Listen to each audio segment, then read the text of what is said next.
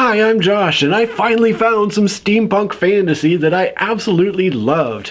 Now, in case you're unfamiliar with what steampunk is, I would describe it as fantasy that takes place in a Victorian-era setting, except it involves a lot of whimsical, fantastical, steam-powered technology, including big airships and lots of gadgets and whatnot.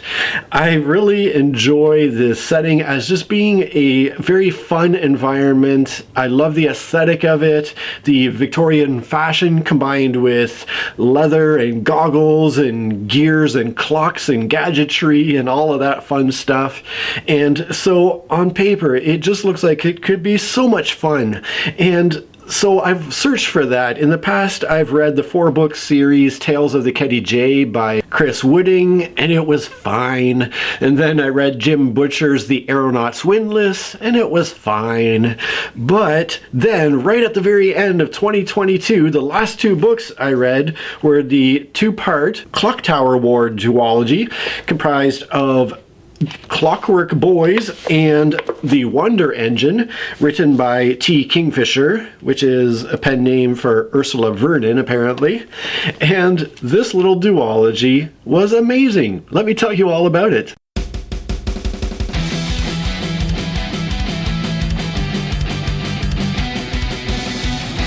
I'll start out with a very brief plot synopsis here. I will not spoil anything, and I won't tell you much at all. As always, I believe in going into books knowing as little as possible, but essentially what we have here are a few characters who are thrown into an uncomfortable situation where they've gotten themselves in trouble, and kind of as a punishment, they are forcefully volunteered by the state to go on this espionage mission, try to find a source of a problem and figure out what to do about it. So it is an adventure story, it's a mystery, and it's a romance, although it's kind of borderline love triangle territory, and I just do not like love triangles at all in books, and it was kind of trotting that line a little bit, so that wasn't great. But overall, it was just a wonderful duology. And let me talk about that aspect for a second. This really should have just been a single book. I mean, these 2 books are quite small. The 2 of them total about 600 pages, but the actual text is quite large here, so they could have easily been all bound together in a single book, and it didn't need to be released as a duology. However, I was very pleased to discover that Book 2, The Wonder Engine, contains a very short synopsis of the plot as a prologue, so that you can kind of catch up with what happened in the first book. And that is one of the fantasy series essentials that I always love to see. The other 2 essentials being a map, so you can follow along where characters are traveling to. These books do not have a map, unfortunately. And the other thing being a character index, especially for bigger fantasy series. This one was a very small, contained series that just followed the progress of a few characters as they go on a journey. So it wasn't one of those situations where you had an overwhelming number of characters. In fact, you really only had, I think, 2 point of view characters in the books, 3 at the most, so you definitely weren't following a lot of characters.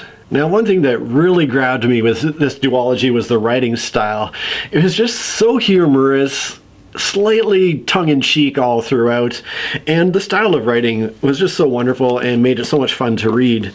I mean, before we even get into the story of the book, under the copyright date here, and yes, I do go all the way to the beginning of books and look through this stuff, it says, as a disclaimer, this is a work of fiction. Any resemblance to persons, places, plants, poets, events, or actual historic personages, living, dead, or trapped in a hellish afterlife, is purely coincidental. And then in the credits at the end of the book, the author has this to say about the writing inspiration. T. Kingfisher says, I suppose thanks must also go to the writers of fantasy paladins, lo, these many years, without whom there would be no tradition to enrage me and force me to tackle the issue myself. Inspiration knocks now and again, but spite bangs on the door all year long. Thank God. So, and yes, T. Kingfisher actually goes on to explain that this little duology was written in response to her frustration with how paladins were depicted in, I think she mentions RPG video games specifically, and so she wanted to create her own paladin and make a story around him. So that has a lot to do with what this book is about. But let me give you just a few examples of what I mean when I say about the writing being kind of humorous and tongue-in-cheek and how enjoyable it was to read. Our main character, a lady named Slate, is talking, and she says, "I lived in Anyuket City for a few years, so I'm supposed to know the lay of the land." She dismissed the land and its lay with a flick of her wrist. Or this brief sentence bridging two events. "Hours passed like a kidney stone." Or there's these two characters speaking. We have our paladin character, Caliban, talking to Slate, and Caliban is speaking first. He says, "We should look for survivors," said Caliban. "Do it," she said. There weren't any. She hadn't expected there to be. The carnage was probably at least a day old, fires could burn for a long time, and any survivors had either stopped surviving or gotten the hell out of there. Or this conversation now between Slate and a scholar named Learned Edmund, and Learned Edmund says, "I confess, I find such things disturbing. They seem to contradict the natural order. At least with mules, one knows where one stands." Slate says, "Usually in mule droppings." This time we have our fourth of four main characters, an assassin named Brenner, and one character says to him, "Some idiot thought he was being funny." And then the narration says, "Shame flitted briefly over Brenner's face, but found itself in unfamiliar surroundings and didn't settle." And then Brenner goes on to speak. And then finally we have another conversation between Caliban, the paladin, and Slate. And Caliban is explaining what he's just been up to, and he concludes with, "I met a goddess." And Slate responds, "Well, these things happen, except, wait, no, they don't. What the hell? Why'd you meet a goddess?" So all of this just made the book such an enjoyable read. I also appreciated these statements, which are in contrast to all the books where characters can look at another character's face and read so much emotion and intent and unsaid things just by looking at their face. "He gazed at her levelly. She had no idea what he was thinking." And later, Slate is talking. "Could be," Slate admitted, "though it's not always about danger." She shot Caliban a look he couldn't read. There you go, that's exactly right. You can't just look at someone's face or look in their eyes and know exactly what they're trying to communicate to you. Another thing that I appreciated was T. Kingfisher's sound, fundamental understanding of weapons and armor. And here are a few examples that I can give about that. We have this narration. "His sword was absolutely useless in an alley this narrow, and he didn't have a shield. On the other hand, he was wearing chainmail and a rather thick cloak. Cloth bound up knives remarkably well, and it didn't look like a very good knife to begin with." So yeah, first of all, the acknowledgement that a big long sword is not a good weapon for very close quarter fighting is definitely true. That's why pirates and sailors would wield cutlasses, which were much smaller, slightly curved swords for the very close quarters fighting of ship combat. And then the concept that cloth can bound up a knife is also very true, which is why in the old days, where it might be more common for people to find themselves in a knife fight, you might kind of wrap up your jacket in one hand with your knife in the other and try to kind of trap the knife within the fabric. So yeah, some good points there. In addition to the next one, a character is trying to assess Brenner's fighting capabilities, and it says, "He might be an assassin, but few assassins were terribly good at a straight assault. The way this one moved said that he was probably a more than competent knife fighter. He had that unconscious tendency to present only a profile to the enemy, but a sword gave you a good bit of advantage in reach, although not as much as one might think." Again, there are a couple of great points there. First of all, the idea of fighting in a profile view to your opponent, which is very much the same as with boxing or mixed martial arts, for example. You don't want to square up straight on with an opponent because you have a lot of area that can be attacked, whereas presenting a profile definitely presents less important targets for your opponent. I found that out early on in my kind of basement and backyard fighting career when I approached an opponent more straight on, and the next thing I knew I was knocked out on my back because he had just come through with an uppercut and I just didn't see it coming at all. And the other thing there about when two opponents are already fairly close to each other, the sword not being as much of an advantage as you might think. Yes, anything with a reach advantage is going to be an advantage, but even if somebody with a knife can close distance just like that and be right into you. And that's something that people, even with firearms training, learn, is that unless they are a good distance away, somebody with a knife is still quite a threat due to the fact that they can close distance so quickly and get into you. So yeah, a couple great points. And the final one that I'm going to read related to the weapons and fighting here. Again, this is another comparative weapons matchup, and this one says, in relation to our paladin Caliban, and Caliban is talking about, again, fighting with his big long sword, and Caliban says, "You really need a shield against people like me, or a pike. Pikes are good. The further away you keep me, the better." Yep, if there's no shields involved, a pike or a spear is going to beat a sword 75% of the time, I would say. So yeah, I was pleasantly surprised to find in books that are not military fantasy, although there is a war going on and there is some fighting happening, these definitely good points about weapons. I'm just going to pause for a quick second here to send out a huge thank you to my Patreon supporters. I have a brand new supporter, King Booty, who has jumped in at a higher level to support me in my endeavors here. I am so grateful for that. I am so thankful to all of my Patreon supporters, especially my higher tier supporters, Abe O, Joanda, and my highest tier supporter, Osmondus Perfect. The combination of all of your monthly support together just helps to ease that financial burden that I carry around. Just that little bit gives me just that much more breathing space and just allows me to continue to focus on the videos I'm creating here and to just find real pleasure and meaning in creating and bringing you something that I hope you enjoy too. So thank you so much to all my Patreon supporters. You are literally the best. Now back to the books here.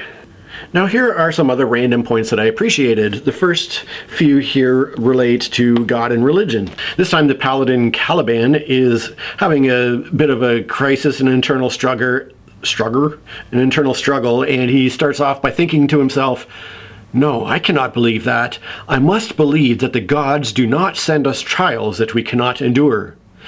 And then it narrates, "It would have been easier to believe that if he hadn't seen so many people broken by the trials they had endured." And I appreciate that so much because I came from a very strict Christian background and was raised within that and stuck to that for much of my life. And within that kind of background, you're taught that God never sends you anything worse than you can endure and stuff like that, which the things that I have endured within my life that have really broken me down to the point where I deal with pretty significant PTSD. I've always hated that teaching and that concept because my life has fallen apart. I've lost my career, I've lost my wife, I've lost everything that is meaningful to me except for my children. And I've certainly been to the point of not being able to endure anymore. And so I also appreciate this next quote here. Slade is talking to Caliban and says, "Pity your god didn't come back a lot sooner." Caliban shrugged. "Perhaps he had some reason. Perhaps his attention was simply elsewhere. I am only one man, after all. If gods were all present and all powerful, they would not need us to do their work for them." Yeah, seriously, why put that on us mortals? And then finally there's this, again to make it personal, given all the time I spent praying and begging to have pain removed and all that sort of nonsense. And we have Caliban here. Caliban shook his head and says, "Prayer is for the one who prays. It would be a monstrous arrogance to think that my prayers might sway the heart of a god." So yeah, it's interesting to follow this particular paladin through his crisis of faith and where he ultimately ends up.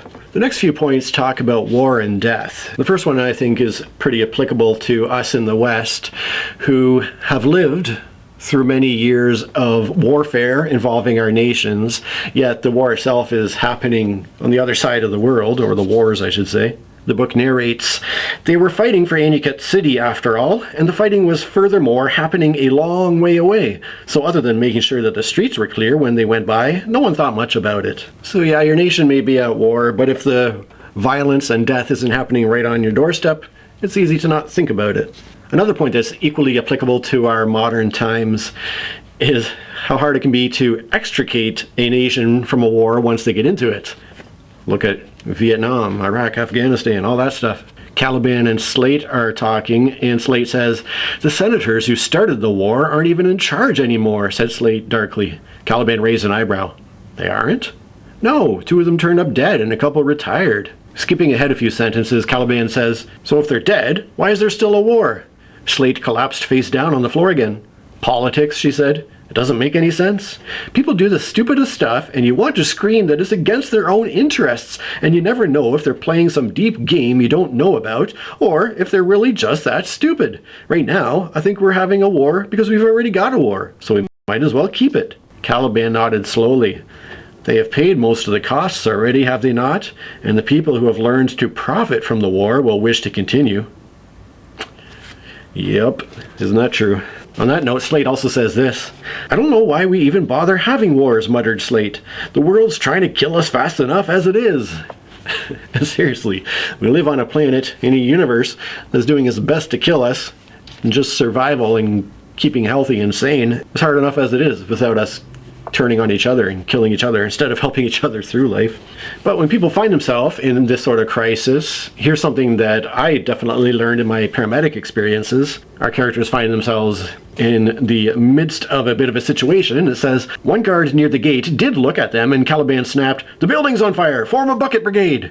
The guards saluted and ran off." Slate shook her head in weary disgust. "How? People want someone to tell them what to do in a crisis," said Caliban tiredly. "Yep, one of the best things I could do as an advanced care paramedic to control the bystanders is to delegate things for people to do so they could feel like they were helping. And yeah, they were helping, but it was also helping to keep them calm too." On the other hand, as a little bit of a counterpoint, we have Slate here who's facing a potentially life-threatening situation, and it says, "At least she didn't have to worry that people could see she was terrified. She knew on some level that people who kept cool in the face of death still ultimately ended up dead. She just would have liked to think of herself as cool and calm and sardonic to the end, instead of sobbing and wetting herself in terror." So yeah, you might as well go out screaming and thrashing and kicking. It all leads to the same result. But again, as another sort of counterpoint, Slate has this to say. "It felt almost liberating. If you know you're going to die, you don't have to be afraid of anything. The worst has already happened. What more can they do to you?" And yeah, I can say from a certain amount of personal experience that if you've been at death's door, and if you've been through enough pain and trauma in your life, that the idea of death isn't a horrible idea. It does remove a certain amount of fear, I think. The final points, which are, kind of heavy points in what I described as being funny books, but these are sort of related to trauma. And once again, we have a character who is dealing with a great deal of trauma and trying to figure out how to manage that. So the character describes his feelings this way, and once again, I relate so strongly to this. "He felt hollowed out, balanced between dread and resignation." That's more or less my day-to-day state of being, feeling hollowed out, balanced between dread and resignation. The main reason this character, who is Caliban, the paladin, the main reason he is so traumatized is because he spent his profession working primarily as an exorcist, which was an extremely traumatic job that involved a lot of death and pretty horrible situations, and so he is left traumatized by it. And again, I can make personal connections to my 16 years of working as a paramedic and being a very intense and often traumatic job. Caliban, or the narrator, is explaining on behalf of Caliban, "Even under the best of circumstances, it was rare for a dalliance in the temple to last past one's lover witnessing an exorcism. It was not a gentle act." And then Caliban thinks in his head, "And it is one thing to know that the one in your bed is fundamentally a machine for killing demons, and another to watch them do that for which they were made." And then back to the narration. "Some knight champions limited their liaisons to others of the order for just such a reason. Caliban could understand why." And that is a reason why people who work in emergency services will often primarily date others in the emergency services. For me, it was the opposite.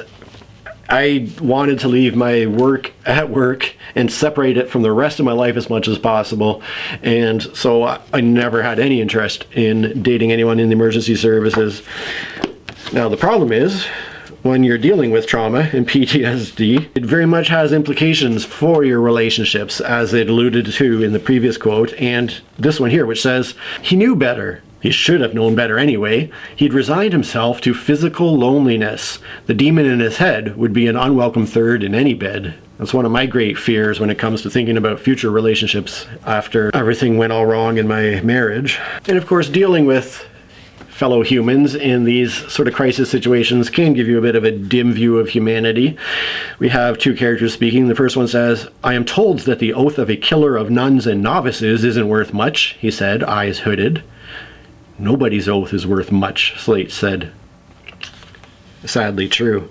But to end on a positive note here, I would say one of the important crutches for those who are dealing with the effects of trauma. We have Slate observing another character, and it says, "Something about his posture and the way he kept blinking made her think that he might be worried about crying too. Somehow, that was cheering. Not because she wished him ill, but because there are few things in life as steadying as someone you have to be brave for." And that's how my two boys have very much helped me survive up to this point. So, there's your kind of summary of the Clocktaur Wars. Let's talk about my rating. And it was kind of interesting. Hopefully you've seen the contrast between the humor of the way the book was written and the deeper, darker things that are going on within the story. And it was funny that as I read through the duology, as I got towards the end of the second book, it was starting to feel like, oh, this is getting pretty dark. And then after I thought that, I thought, no, you know what? This series has been dark the whole time, but I just haven't noticed it quite as much because of the humorous way in which it's written. So there is a lot there that is maybe deeper than the humorous tongue-in-cheek writing style would suggest, which, again, I really appreciated.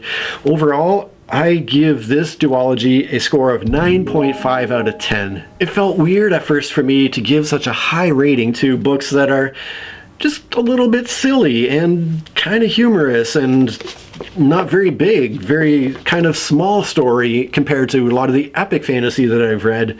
And yet, as I thought about it, I thought, there's very little here that I disliked. There's really almost nothing that I would change. Like I said, the whole kind of love triangle thing wasn't for me, but on the whole, it was just a purely fun reading experience. And that's really the best word that I can use to describe this duology, is it was fun. And of course, for somebody like me who spends so much time thinking about writing and prose, it was that much more enjoyable for me to read this writing style. So my congrats to T. Kingfisher / Ursula Vernon, and if you're interested in reading some fun steampunk, I highly suggest checking out this series.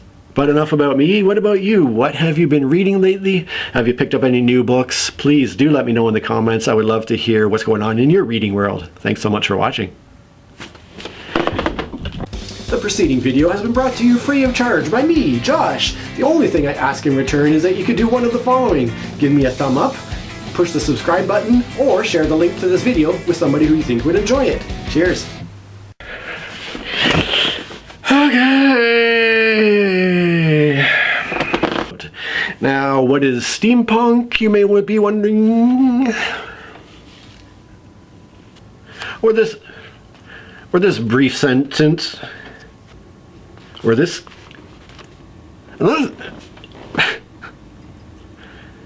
another thing I appreciated about the books was T. Kingfisher's sound fundal.